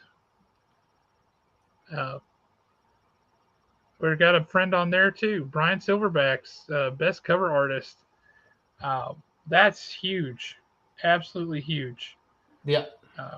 And well deserved. He has busted his tail on some covers. I don't know if you've seen. I'm pretty sure you have, but what he's been doing with watercolors recently, he just like discovered watercolors, and so he's learning watercolors. And if he could merge what he's doing with watercolors with his more traditional kind of 90s heavy dark ink style, I think he could really be onto something unique. Really, really fascinating what he's doing. Kind of off topic, going back to the anthologies, based on there is an underlying story that ties it all together. Right. But could we actually kind of legitimately argue and say that on some level the Department of Truth is also an anthology? Because it's always, it's always something, Nightmare Man, Bigfoot, they're always something different. Well, an anthology is multiple stories by multiple creators. Yeah, I know, but still. I think Department of Truth deserves some recognition. I wouldn't argue that. I think it does. I just don't know if that's the category that I'd put it under. He's just now learning watercolors. He's never played with them before, but since the expo, and I don't know if this was something he got from talking to Nathan or what, but he started experimenting with watercolors, and he's doing some really good stuff.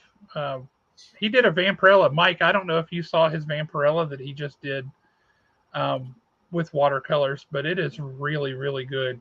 I think you'd probably like it.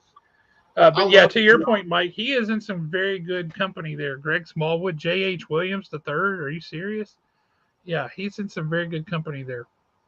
I love the fact that Bianca used the word witchcraft, because in my world, every time I see somebody use the left shift key, I scream witchcraft. There's a left shift key? Exactly. Why would anyone do that? I don't know, because people are just stupid. Now the best humor, I'll be honest with you, I don't recognize any of these books. Crash and Troy, I recognize that illustrated Weird Al. That was fantastic. We sold out of that one pretty quickly at the shop. Yeah, that was really, really good. Silver Sprocket is a publisher that does some really interesting stuff, but we haven't had much demand for it at the shop. I kind of wish we had more folks who were looking for that kind of thing. Which one was it? The Little Tiny Snail Diaries by Silver Sprocket. Silver Sprocket's the publisher. Gotcha. They publish like some truly indie stuff, like 70s old school independent books where they don't care what you think, and it's black and white, real simple kind of art styles, but it's really interesting.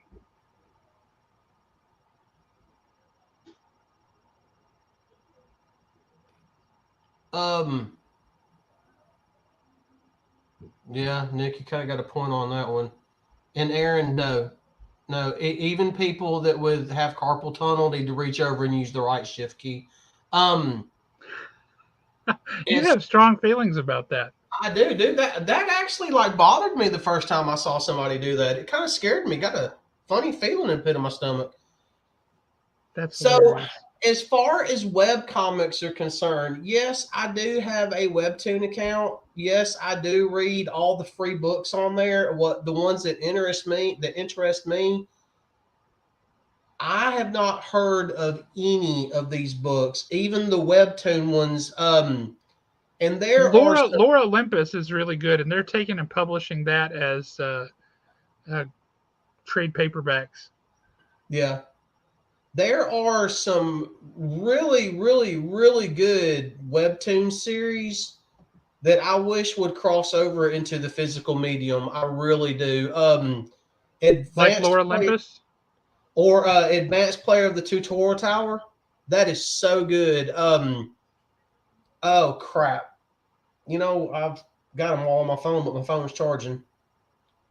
So I am glad that on some level that they're getting some recognition for these books, but the problem with web comics is there's so many of them. It's hard to, you can really and truly only pick the ones that you would be interested in and then just stick with just those. Yeah, that makes sense. It's really hard to branch out with web comics because just about everybody can do a web comic and throw it up there. And there's been several that I've started out reading that I got like 2 or 3 issues into it, and you're just like, that's awful.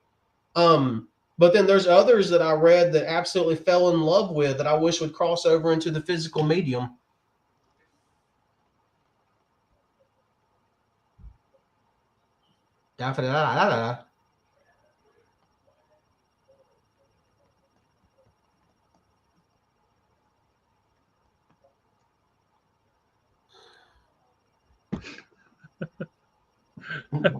Mm-hmm.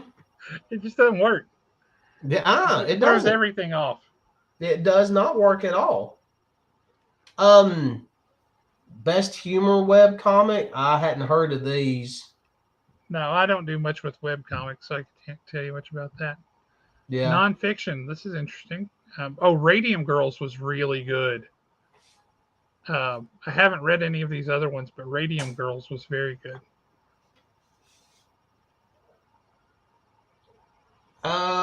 Let's see. Yeah, like on the kids' comic or graphic novels, Bug wasn't that impressed with Impossible Monsters. Kaya was really good. Punk Taco was good.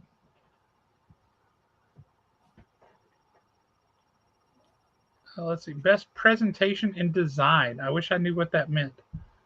I don't know what that means. Can a smart person who does art tell me what that means?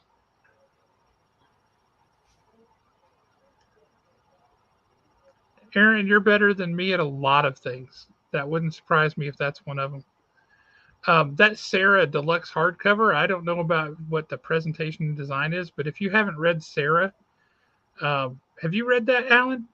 No, I have not read that. By TKO? Dude, one of the things that Garth Ennis generally strikes me as a very, his stories tend to be a bit odd to me, a bit strange, quirky and odd. Sarah, however, when he writes war books, and it doesn't matter the war, World War I, World War II, Korea, Vietnam, whatever. When he writes war books, they're good, period. And Sarah is the story of a young woman in a group of Russian snipers in World War II, taking on the Nazis. Really, really good. Really fantastic.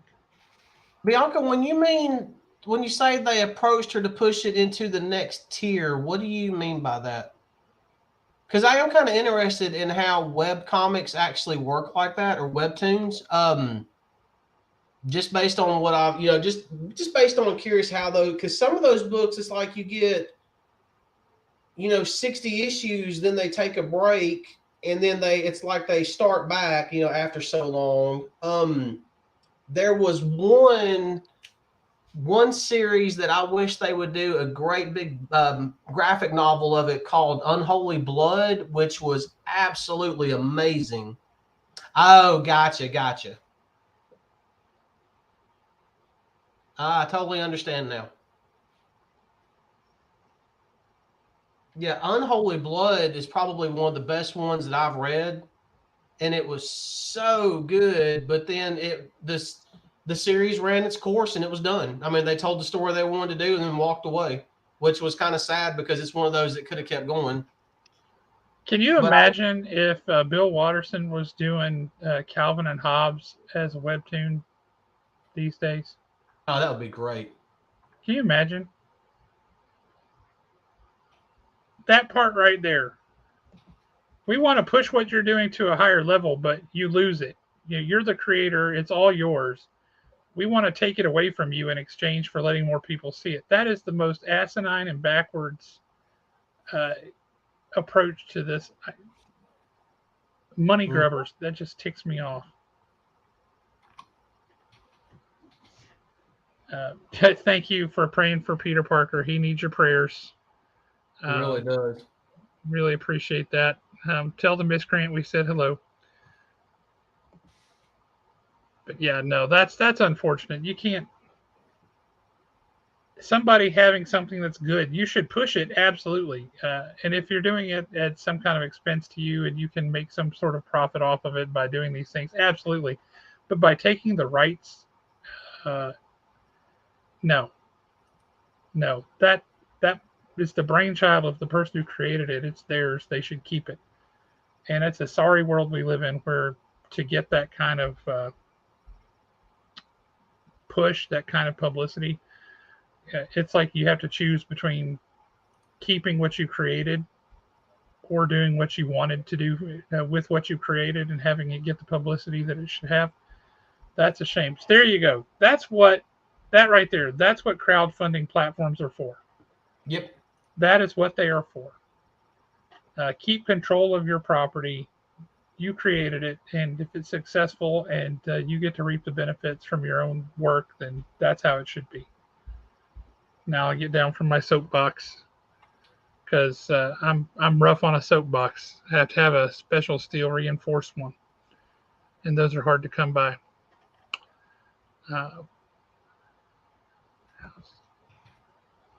All right, we'll have to go check that out. You got that, Alan? What's that? House of Lothar? Yeah, okay. That's the webcomic. And that's on Webtoons? You know what?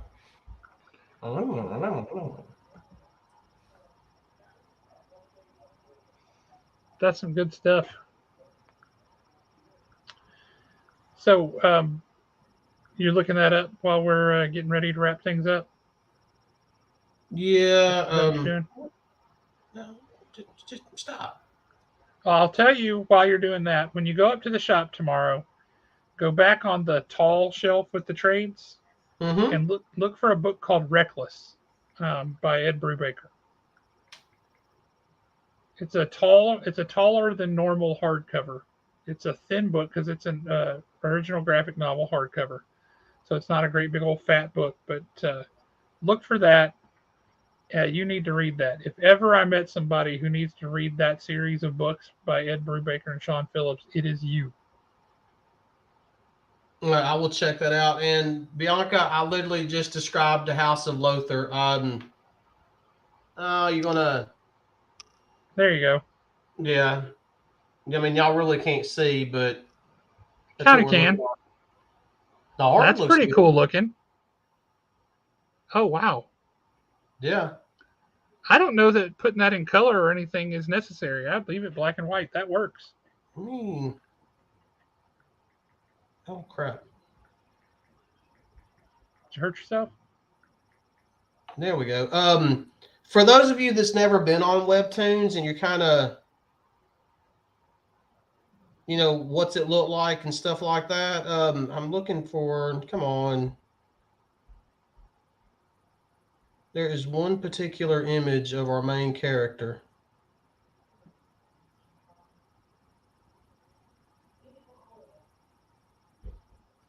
For Unholy Blood.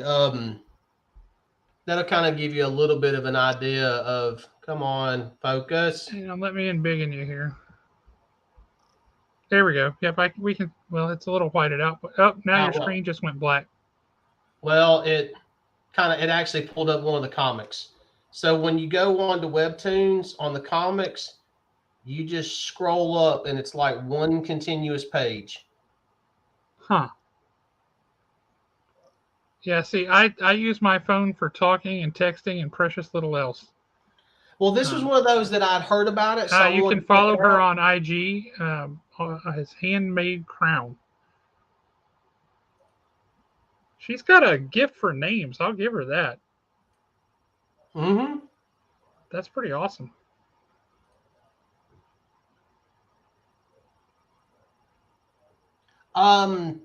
Tots, I know you've already signed off, but if you come back and watch the replay of this later tonight or first thing in the morning, the new pull list video is set to premiere at 11:30 a.m. And the reason why I'm specifically telling you this here now is you'd made a comment about that countdown video not too long ago that I used last time. I'm going to use the same countdown video and just make it 2 minutes long, and we'll see if it changes any, because that was a really cool countdown video that you two had. Well, I think we're about wrapping up time-wise. Anything, last thing you want to say before we sign off? Other than it's been awesome to have Bianca in the chat tonight. So good to see you. Wow, it's already been an hour and 51 minutes. Yeah, dude, we've been yapping. Yeah, we have. Yes, Bianca, please come back anytime. And as soon as your schedule allows it, we would love to have you on the show. To everybody that tuned in tonight, thank you very much. Go read more comics. Then go to Bianca's page, because on Bianca's Instagram page, there's also a link to a store that she has to where you can buy t-shirts and stuff that she does. Do that. She's got some really cool t-shirts. Nick, you're carrying precious cargo this weekend. That's a true statement. My love and my prayers go with you, my brother. Yeah, make sure your insurance is all paid up and everything. Good to see you, Mike, as always. Yes, sir, Mr. Wozlowski. Love it. And if you guys are watching this after the fact, while you should be working on Friday or what have you, thank you for watching then too. And Nick, dude, have you not been watching the show? We told you what to read. Okay, wait a minute. Is there a copy? And I know I already know the answer to this, but I've got to ask it anyway. Is there a copy of Fantastic Four 700 issue 7 at the store? I think we're sold out, but we may still have some left. I'll look tomorrow, and if not, Nick, while you're in Atlanta, if you don't read any books from the Fantastic Four run, go to, I can't remember, was it Syndicate Comics? Is that where Dustin goes? Go see if they have a copy of issue 7 of the current run with Dr. And if they don't, I'll reorder it. And just read that one issue. He says I can't read it yet. He's not there yet. Dude, you were like months and months away, years away from getting to it.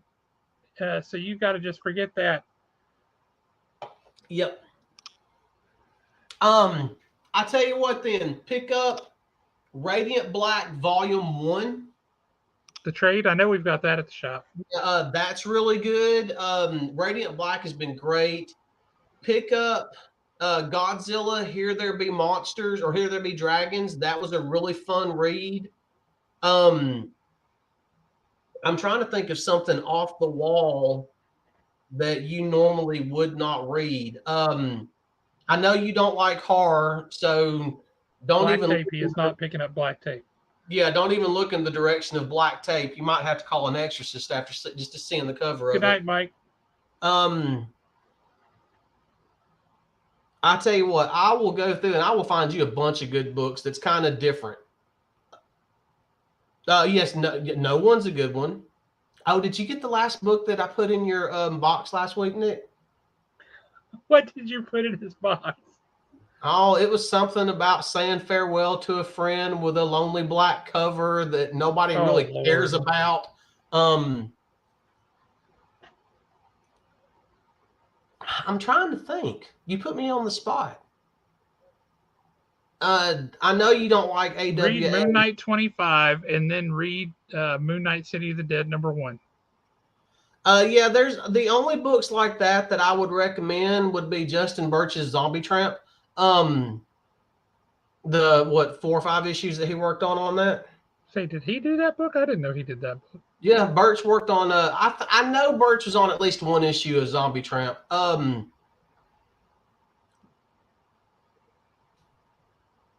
That's funny. Pick up Red Zone by AWA. That was a really good book. That is not a horror book at all, and it's Nope, fan-freaking-tastic. Yeah, not horror on any level. And it's not. I mean, it's not a superhero book. It's like I said, it's a cross between John Wick, and Red. It's excellent. Yeah, I mean, I can turn you on to a bunch of good books. You just put me on the spot like that. Fantastic Four has been great. Moon Knight has been solid since the beginning. I can't believe we're already on issue 25 of Moon Knight. And that, I'm telling you, that book is so thick. I can't wait for you to read that book, Alan, because you're going to be texting me when you do. That'll be ready this weekend. Yeah, I haven't seen John Wick 4 yet, and I definitely want to see it. Same.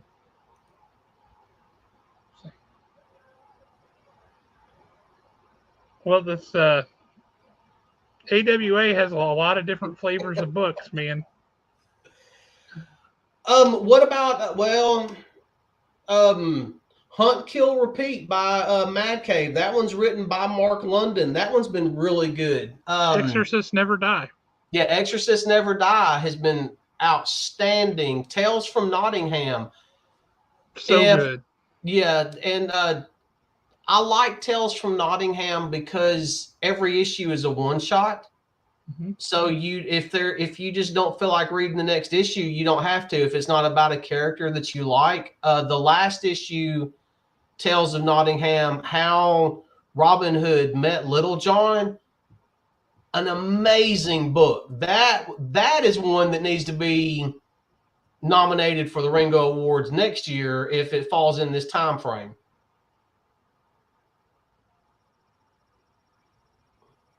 Yeah, and I'm the same way. And you're right. Some of the newer stuff doesn't hold up to some of the older stories. But I'll always have a special place in my heart for Silver Age Daredevil. But at the same time, new Daredevil, I wish you were reading it. So good. Once you finish the Fantastic Four run, and I do think that you'll move on to Daredevil and you'll do that book the same way. You're looking at 652, 53, 54, 55 issues, something like that so far. And once you get into the modern stuff of Daredevil, especially what Zdarsky's done, you'll understand that it's just as good, if not better, than a lot of the stuff they were doing in the Silver Age. And I know that that's sacrilege to some people, but it's just true. No, it is true. He took the story in a totally, every story that he does, he takes in a totally new direction that we've never seen before. This about reading every popular Marvel event book. I have to say, Moon Knight 25 references. Now I don't remember what the event was called. The story where Moon Knight went to jail. Devil's Reign. Devil's Reign. Yeah, it references what happened in that jail cell. Oh, you mean where he told Marco up? Yeah. Yeah. That issue, it even hurt my feelings. That was bad. Yeah. Guess who's back? Really? Oh yeah. Can he see? Sorta.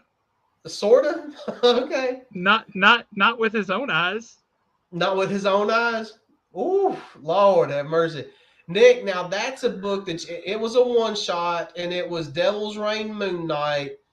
It is on the Marvel Unlimited app. You need to read that one shot. That was, let me tell you what he does to our boy Marco is bad, and he deserves every single bit of it. Oh yeah, it was fantastic. He went Nick, to jail on purpose to send a message. You're Nick, like, I know you're "Holy trying to be cow." funny with that comment, but I'm pretty sure that Marco would have rather him done that to him than what he did. That's a true statement. That's a true It was statement. And on bad. that note, I think we should probably sign off. Yeah, probably it's a good time. Marco, come on, Nick. Kane, Marco, Juggernaut. But man, you guys all have a great night. Thank you for tuning in. As Alan said, read more comics. Comics are awesome. And we'd love to catch you guys up at the shop and talk some comics. So if you ever want to swing by and chat, do not hesitate. That's what we're there for. Thank you all so much. We will catch you later on.